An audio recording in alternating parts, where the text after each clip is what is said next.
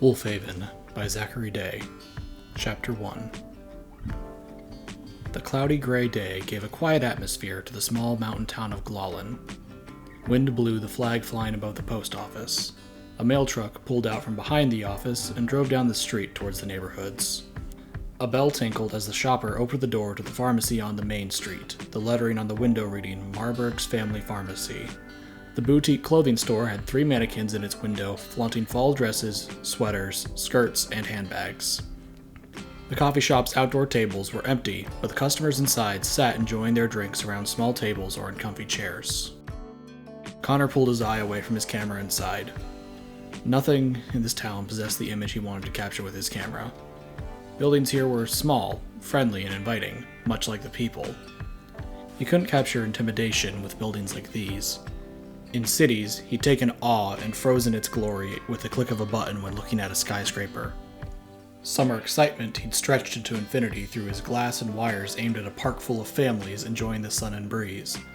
Mundanity lasted as long as it felt in the picture of an empty fast food dining room. But here, what he felt he couldn't see. And if he couldn't see it, how would anyone else? Connor packed his camera into its bag. It seemed today was a bust. It was well into the afternoon, so the lighting wouldn't be what he wanted much longer. He returned to his car, pulling his jacket tighter around him.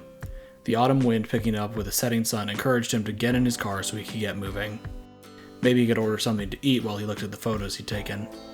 He unlocked his car, opened the door, and put the camera bag in the passenger seat. His phone dinged as he slid into the driver's seat. He pulled it out and glanced at the text from his dad. "Hey Connor, my flight was delayed. Looks like I won't be home until late tonight. Sorry." Connor rolled his eyes and started the car. When wasn't his flight delayed? It looked like it would be another night at home by himself. When he drove up the gravel driveway to his home, he shut off the engine and sat in the darkness for a moment. The twilight was darker with the trees occupying the property, making visible only what the porch light could reach. The homey visual did nothing to improve Connor's mood. In fact, it only made him resent the new town more. In less than 2 months here, the place had gone from yet another new address to memorize to the image of how far away he was from everything he was comfortable with. He stepped out of the car and slammed the door. The cold wind immediately greeted him, prompting him to march to the door, unlock it, and throw it shut behind him. He opted to grab something out of the fridge and throw it in the microwave. He punched in a minute, hoping that it would warm whatever it was sufficiently. In that minute, he grabbed his laptop from upstairs and brought it down to the kitchen table. He could work while he ate. He wanted to get to bed, even if that meant school returning sooner. The microwave beeped. He ignored it. He wanted his photos imported now. He reached beside him for his camera bag and grabbed empty air. He looked down at the tile. The microwave beeped. He groaned and stared at his computer. Was it worth it to go back out to his car and grab his camera? He needed it to work on his photos, but the evening darkness pushed him toward an early retirement. Even when he posted them, no one would look at them. All he could hope for was a bit of traction from people scrolling through tags. The microwave beeped. Connor shot up. He grabbed the microwave handle, opened the door, and slammed it shut, the noise shattering the silence of the house. He exhaled. He was up now. He might as well go get his camera. The air was only colder and the wind fiercer as the sun had fallen below the horizon. Connor's jacket didn't do much for him. It was good that he didn't intend to be outside long. He unlocked the door and grabbed his bag. The lights flashed as he locked the door. In the flash of the car's headlights, Connor saw something on the edge of the woods. He squinted, trying to identify it, but he couldn't see anything without light. So he turned on his car's headlights and looked into the woods. Nothing. If there had been something there, it was gone. Connor turned off the lights. And there it was again. As the light faded, Connor could see something again. Some animal. He moved towards the woods, shouldering his camera bag. He stepped slowly and quietly. What was that? He hadn't seen any antlers, so probably not a deer. And it didn't look big enough to be a bear. Now a few feet away from the tree line, he took out his camera and prepared to take a shot with the flash. He aimed carefully where he had last seen it. 1, 2, 3, click. The flash brightened the area before leaving it darker than before. Connor looked at his photo. Something was there in the woods, but it wasn't clear. He pulled up his camera a second time, and a second time took a picture. This time, he could see a tail sticking out from behind a tree. It was closer this time, but still too far to tell. One last time, he lifted his camera to his eye. He aimed where he had seen the tail. Maybe this would be the shot that made today worth it. He rested his finger on the trigger. This had to be it. The camera clicked. In the moment of the ignited flash, he realized his mistake.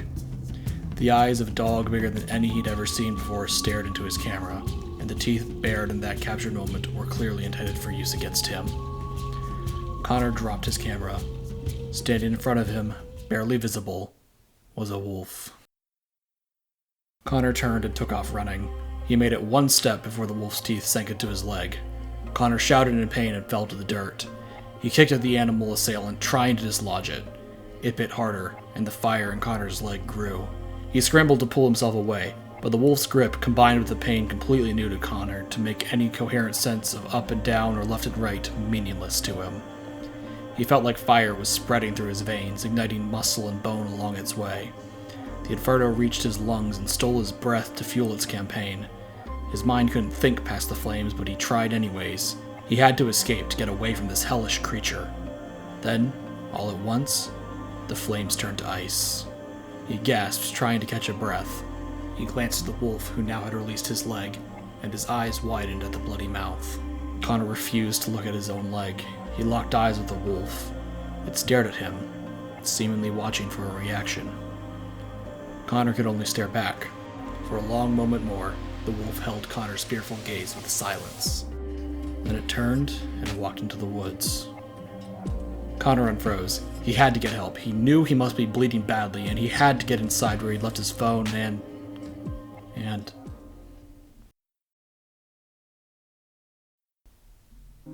The wolf watched from the woods. The boy with the flashing contraption now lay on the ground, blood flowing from the wolf's bite. The wolf wasn't worried. The bite would take effect soon enough, and with it, the healing ability of the werewolves. The boy would live, and in doing so would become the wolf's greatest asset. He'd seen what lay in the boy's soul. It was the perfect cover for the wolf. The next step was to ensure the boy was in the right place during his transformation. A few visions here and there should be enough. The wolf grinned to himself. He let go of the bits of carcass he'd stitched together to make a wolf. It had been hastily thrown together, but it had done the job. The forest faded quickly, and the darkness, the stench of blood, the dripping cave, came back to him. He had returned to his home. Good. He still had plenty of time to enjoy himself while the moon was high and the festivities bright.